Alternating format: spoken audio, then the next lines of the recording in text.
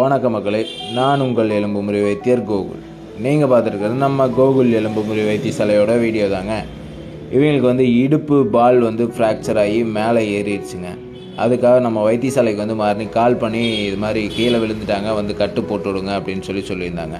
அதனால் நான் இங்கேருந்து நாமக்கல்லேருந்து மரூர்பட்டி அப்படிங்கிற ஊருக்கு இங்கேருந்து ஒரு 4 கிலோமீட்டருக்கு போய் அங்கேயே போய் கட்டு கட்டியிருக்குங்க. இப்போ ஃபஸ்ட்டு கட்டு கட்டியிருக்குங்க. இதுக்கு மொத்தம் 4 கட்டு வருங்க. 4 கட்டோட முடிவில் தான் 5ஆவது கட்டில் தான் பாட்டி நடப்பாங்க. அதனோட வீடியோ நான் போடுறேன் பாருங்கள். அது வரைக்கும் காலை அசைக்காமல் நேராக வச்சு படுத்துட்டு நேராக படுத்துக்கணும், நேராக எந்திரிச்சு உட்காந்துக்கணும். அது மாதிரி தான் பண்ணிக்கணுங்க.